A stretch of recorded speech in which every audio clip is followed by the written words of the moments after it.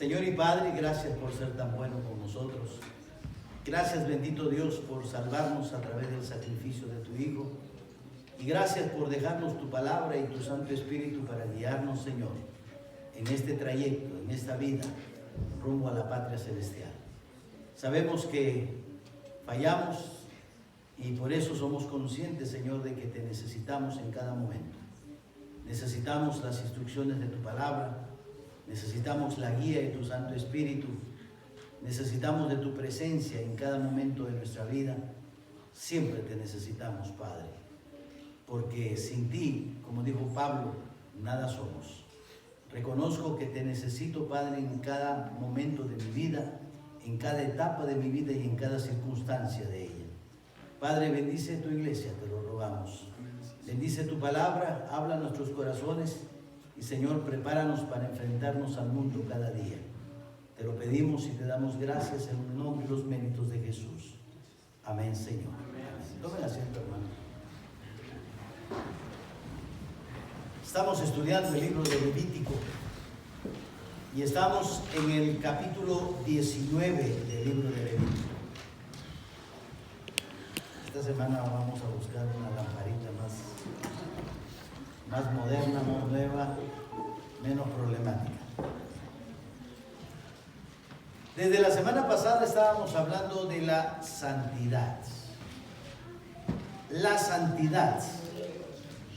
Y queremos hablar de una santidad práctica. Y esa es precisamente la enseñanza de esa santidad práctica que vemos aquí en el capítulo 19 del libro de Levítico.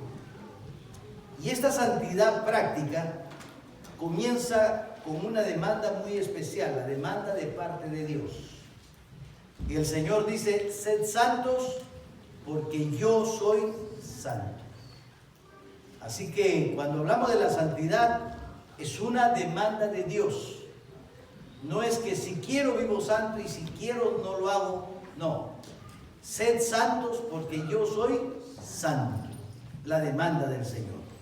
Establecimos en el libro de Efesios la semana pasada, en el capítulo 5, que el apóstol Pablo nos recuerda que usted y yo somos imitadores de Dios. Así que si Dios es santo, nosotros tenemos que ser santos. Ahora, ¿es una vida fácil? No, claro que no. No es una vida fácil. Es una vida sobrenatural. Y la única manera de vivir esa vida sobrenatural es en el poder sobrenatural de Dios y en las instrucciones sobrenaturales que Dios nos ha dejado en su palabra. Pero humanamente, nosotros, por nuestras propias fuerzas, no podemos ser imitadores del Señor. Humanamente es imposible. Discutíamos, bueno, no vamos a usar la palabra discusión, no me gusta esa palabra. Dialogábamos, nos agarrábamos a cabezazos, sí, pero no discutíamos. Me gusta el discipulado porque podemos hablar, podemos cambiar términos, podemos aprender la Biblia juntos y qué sé yo. Pero lo cierto está en que hablábamos precisamente de nosotros como creyentes. Somos pecadores, redimidos sí, pero todavía sujetos a este cuerpo que tiende hacia el pecado. Precisamente el triunfo está en reconocer esa verdad y aceptarla. Porque cuando no reconocemos esa verdad y nos creemos muy limpios, ahí es cuando la Biblia dice: aquel que cree estar seguro, cuídese de no caer. Entonces, cuando reconocemos que somos pecadores, entonces por consiguiente nos aferramos más y más y más a Dios. Porque en nuestra debilidad solo nos podemos hacer fuertes si nos aferramos a Dios. Amén. Entonces, para poder vivir una vida santa, que sí se puede vivir, y yo digo que sí se puede vivir por una sencilla razón. Porque si no se pudiera vivir, no sería una demanda de Dios. Y Dios es un Dios justo. Y Dios sabe hasta dónde podemos llegar. El Señor sabe y Él dice: no ha sobrevenido ninguna tentación que no sea humana. Fiel es Dios que conjuntamente con la tentación proveerá la salida para poder resistir. ¿Podemos ser santos? Sí. con la ayuda de Dios. Solos no podemos. Pero el Señor sabe de nuestras debilidades. No ha sobrevenido ninguna tentación que no sea humana. Por eso Él se humanó, para entendernos. Él sabe. Y entonces, como Él nos conoce y como Él sabe que de pronto estamos caminando en la vida y podemos caernos, ¿qué es lo que hace Dios? Provee una salida y podamos resistir. Yo a veces miro el cuadro de José en el libro de Génesis. Claro, José dice, no, yo no voy a caer, y ahí está la mujer de Potifar. Bien sexy ella, ¿no? Bien llamativa. Y José, ¿qué hace? Está siendo tentado, propenso a caer. Este cuerpo es pecador. ¿Sabe qué hace? Sale huyendo. Y la Biblia dice, no os ha sobrevenido ninguna tentación que no sea humana. Fiel es Dios que proveerá la salida para poder resistir. ¿Y cuál fue la salida que proveyó Dios? Huir. Salió corriendo. Aunque dejó la ropa, pero no importa. Salió corriendo. ¿Podemos ser santos? Sí, podemos vivir una vida de santidad. Si no fuera así, si Dios supiera que nosotros no podríamos en momentos de nuestra vida vivir una vida de santidad, Él no lo demandaría en su palabra. Él demanda, sed santos, porque yo soy santo. La medida es Él, gloria sea al Señor, ¿verdad? La vida santa, dijimos el domingo pasado, es la vida más útil que existe sobre la tierra. Porque es la vida positiva, la vida próspera que Dios desea para nuestras vidas. Y la persona santa es la persona más práctica de todas las personas. ¿Y sabe por qué es la persona más práctica de todas las demás personas? Sencillamente porque practica la verdad de Dios. ¿Podemos ser santos? Sí, si seguimos las instrucciones al pie de la letra. Cuando la Biblia dice, no mintáis, ¿qué tenemos que hacer? Bueno, pero a mí me parece, no, sencillamente dice, no mintáis. Y para ser santo en cuanto a la mentira, ¿qué tengo que hacer? Estudiar teología, ir al seminario, pasar tiempo. No, sencillamente decidir no mentir, punto. Y así podemos enumerar todos los pecados. Sencillamente yo puedo vivir una vida de santidad obedeciendo lo que dice la palabra de Dios. Ama a tu enemigo, ¿qué tengo que hacer? Es que para amar a mi enemigo yo tiene que hacer, y comenzamos con nuestros argumentos. Sencillamente tenemos que amarlo, punto. Y amarlo sin cuestionamiento, y amarlo sin condiciones, porque la Biblia no me dice condiciones. Lo que estoy tratando de decir es que si el Señor demanda ser santos como yo soy santo, es porque se puede ser santo.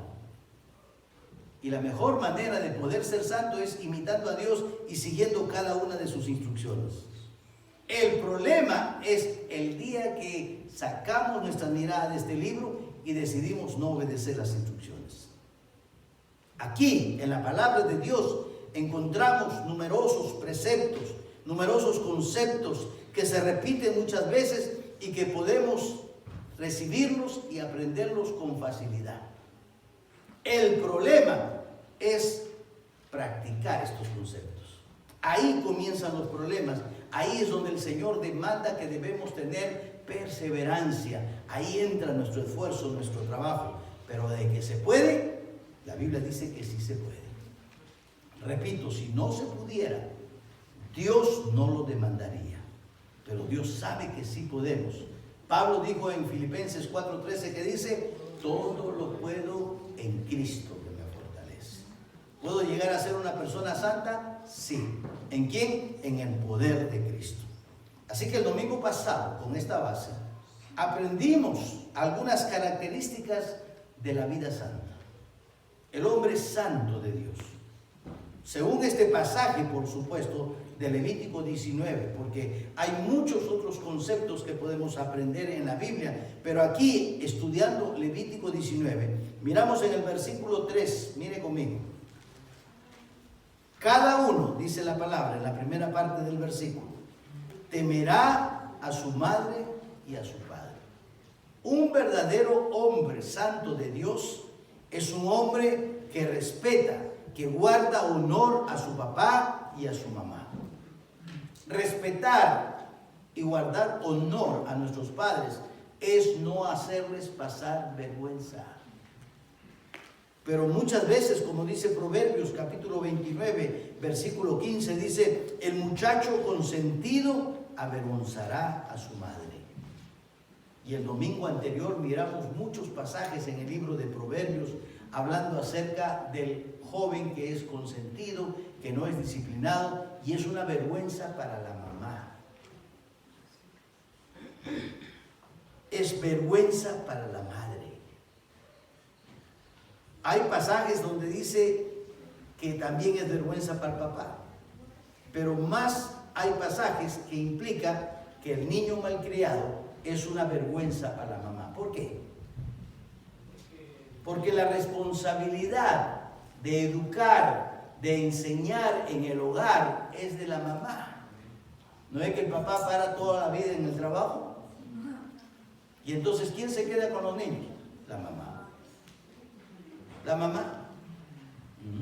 Porque el papá no puede estar en el trabajo y a la hora de regresar a la casa, criar al hijo un ratito y volver al trabajo. No, no se puede. Entonces la responsabilidad es de la mamá. Por eso es que el muchacho malcriado es vergüenza para la madre que no sabe hacer bien su trabajo. ¿Y por qué no sabe hacer bien su trabajo? Porque no sigue las instrucciones. Porque no sigue las instrucciones de Dios. Es tan fácil.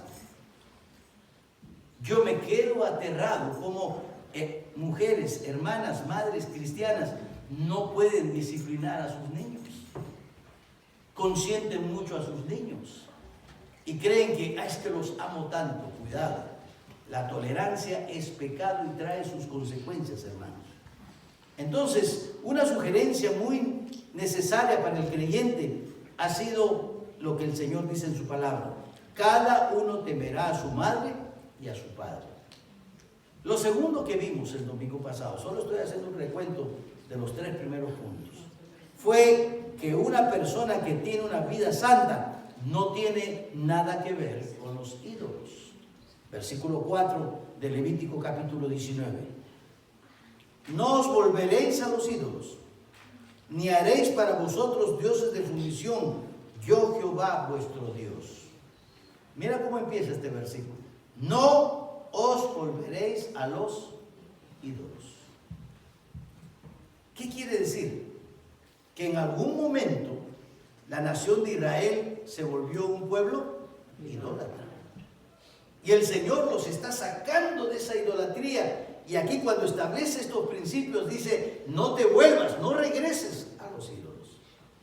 Como dice la palabra de Dios en el Nuevo Testamento, que a veces somos como la puerca que después de ser lavada regresa al cielo, como el perro que regresa a su propio vómito. El Señor le dice a la nación: no regreses a los ídolos. ¿Y por qué le advierte? ¿Será que no habían experimentado que la idolatría trae consecuencias funestas? Sí, sabían. Pero ¿por qué le advierte? No regreses. Porque el Señor conoce al ser humano. Nosotros los seres humanos somos tendientes a la rebeldía. Nos dice: vaya por la derecha. No, yo quiero ir por la izquierda.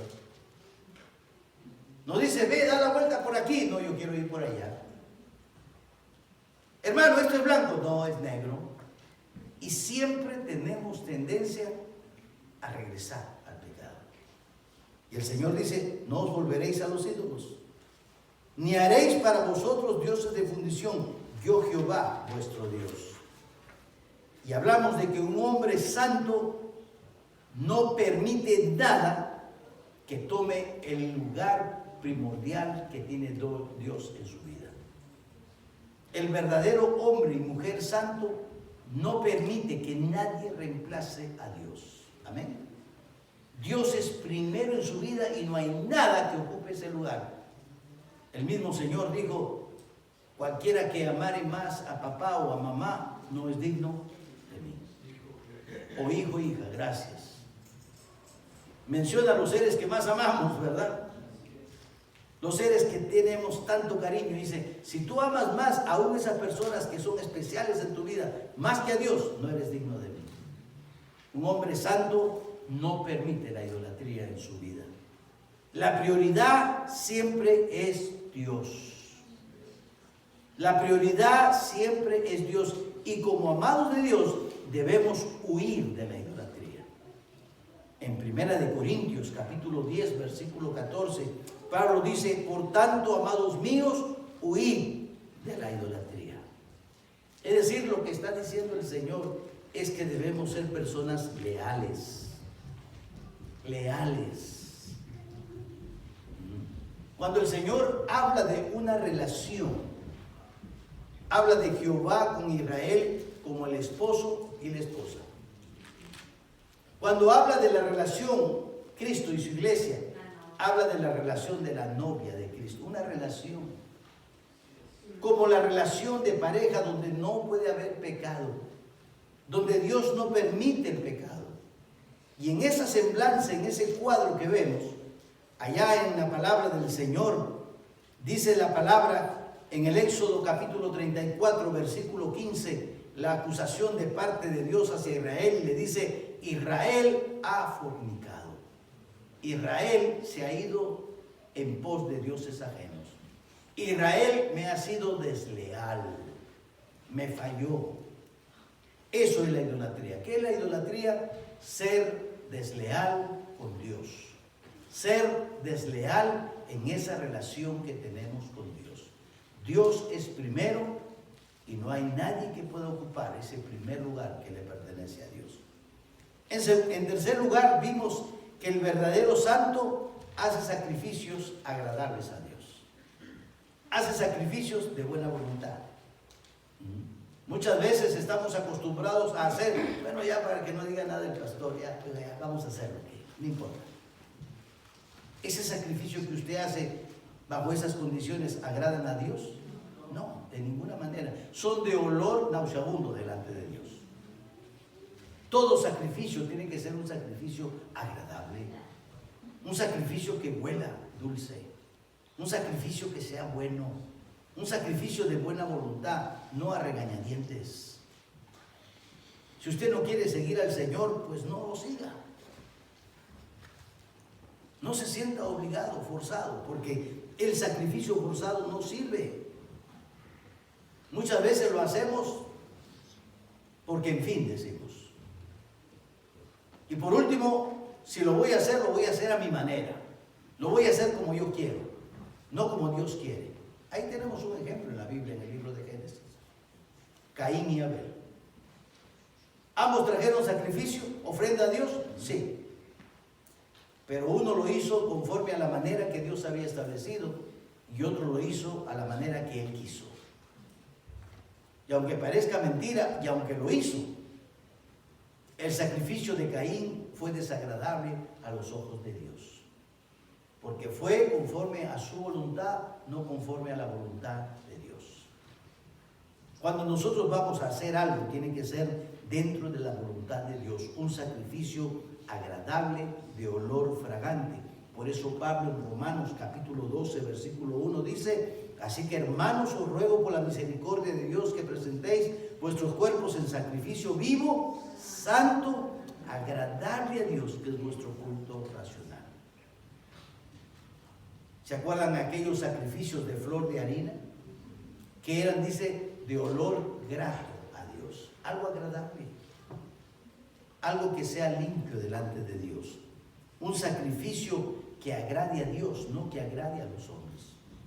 Si usted está haciendo cualquier cosa o cualquier ministerio para quedar bien con nosotros como iglesia o para quedar bien conmigo como pastor, olvídese. Todo lo que nosotros hacemos lo hacemos para agradar a Dios, no a los hombres. Por eso lo tenemos que hacer bien como para el Señor, dice las Escrituras. Mire Colosenses capítulo 3, versículo 23. Y todo lo que hagáis, hacedlo de corazón, como para el Señor y no para los hombres. ¿Cómo lo debo hacer? Como para el Señor. Usted no trabaja para mí, yo tampoco trabajo para usted. Y yo no estoy aquí para agradarlo a usted de ninguna manera. Yo estoy aquí para agradar a Dios. Y si tengo que mencionarle sus pecados, se los voy a mencionar. ¿Por qué? Porque yo le sirvo a Dios. Un santo del Señor es respetuoso de las ordenanzas de Dios. ¿Qué tenemos que hacer? Ser respetuosos de las ordenanzas de Dios. Note algo interesante. Usted como ciudadano de este país, y digo ciudadano no porque nació aquí, sino porque aquí estamos viviendo, pertenecemos a esta ciudad. Usted está obligado a ser respetuoso de las leyes, ¿sí o no? Sí. El día que usted no respeta una de las leyes, por ejemplo, las leyes de tránsito, ¿qué cree que va a pasar?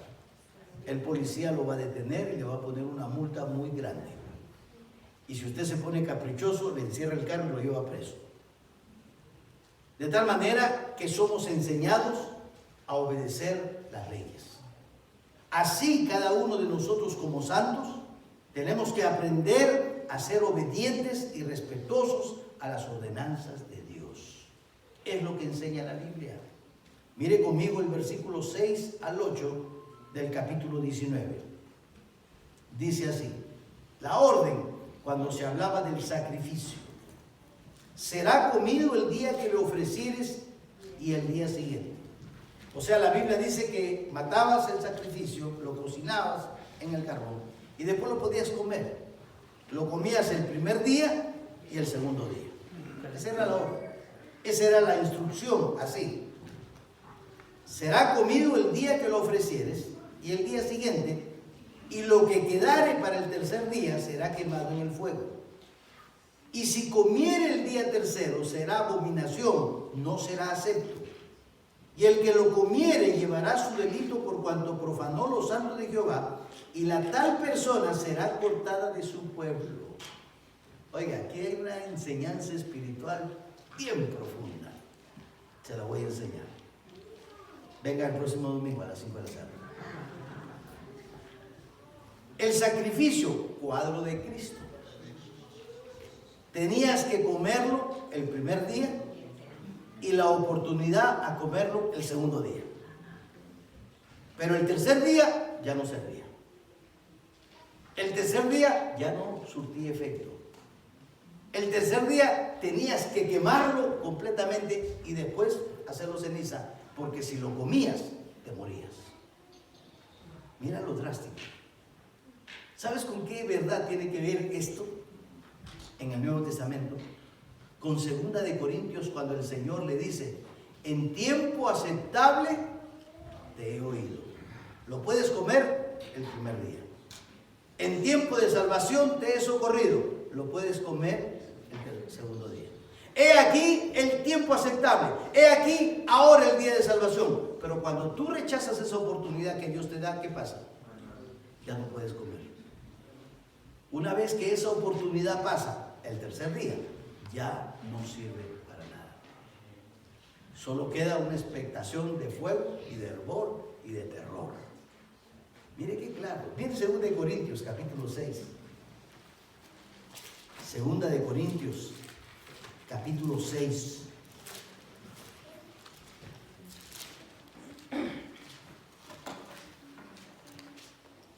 Dice el versículo 1.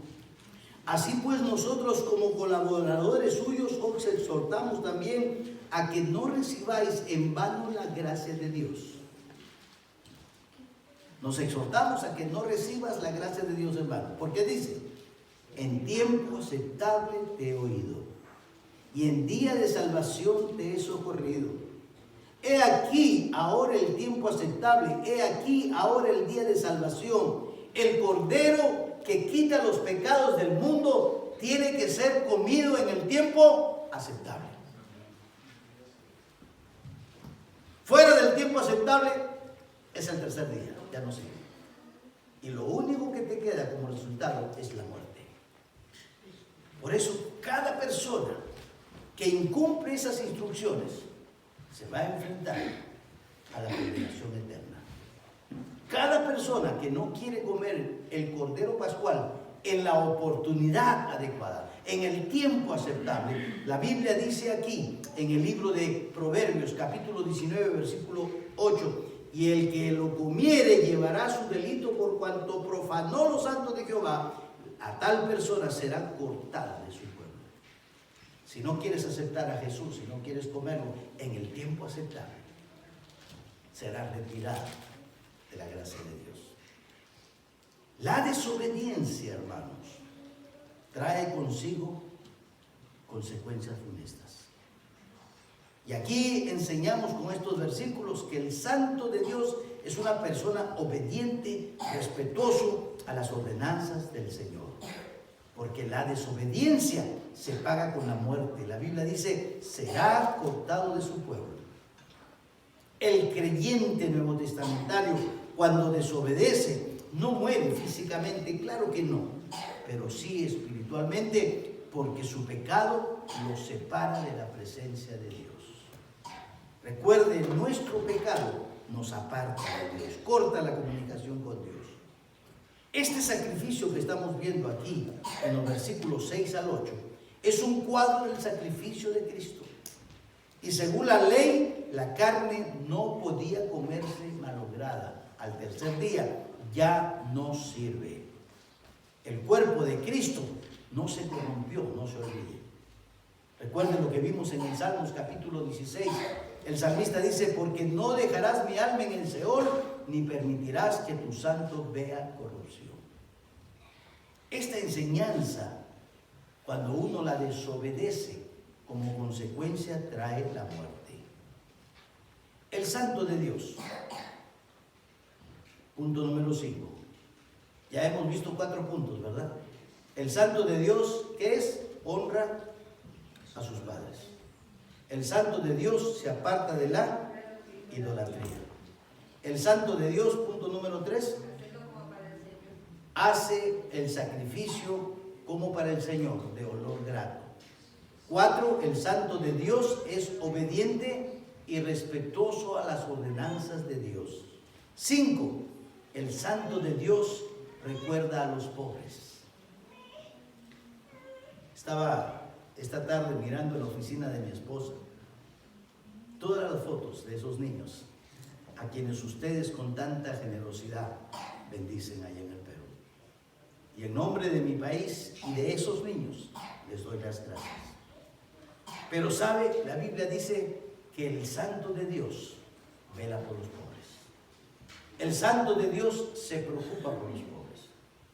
Y hablamos no pobres de espíritu, pobres materialmente, literalmente. Mire lo que dice el versículo 9 al 10. Mire. Cuando siegues la mies de tu tierra, es decir, que cuando coseches lo que hayas sembrado, no segarás hasta el último rincón de ella, ni espigará tu tierra segada. Y no rebuscarás tu viña, ni recogerás el fruto caído de tu viña. Para el pobre y para el extranjero lo dejarás. Yo, Jehová, vuestro Dios. Wow. Recuerda algo muy importante. Dios le dio leyes a la nación de Israel. Y la nación de Israel era una nación muy próspera. Dios la cuidaba. Y tenían grandes latifundios, tenían grandes sembradíos, tenían grandes cosechas. Y Dios le ordenó a la nación de Israel que cuando cosecharan, no se llevaran hasta el último granito, que no quede nada, no. Muchas cosas dejaban ahí. Y después que todos salían de cosechar, llegaban los pobres y recogían todo el residuo que había quedado. Proveían para los pobres. Hace algunos años, yo era un niño de aproximadamente 10 a 11 años, de una familia pobre. En las vacaciones, ¿sabe qué hacía? Hay un lugar que se llama, que es el lugar de abastos, así se llama en algunos países. En mi país le dicen la parada, donde llegan de todas partes de la ciudad, hacia la capital, todos los camiones cargados de frutas, verduras, papas y un montón de cosas. Pero al final del día hay muchas cosas que dejan en la basura. Yo me iba con un amigo, hoy es arquitecto, fíjese, pero en esa época éramos niños.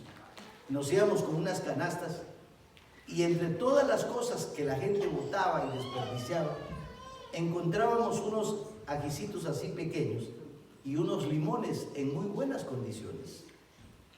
y nos dedicábamos a recoger todo lo que los comerciantes habían dejado como residuo. Llegábamos a la casa cargando nuestras canastitas, lavábamos todos esos limoncitos y esos ajicillos y al día siguiente en el mercado del sector salíamos a venderlos.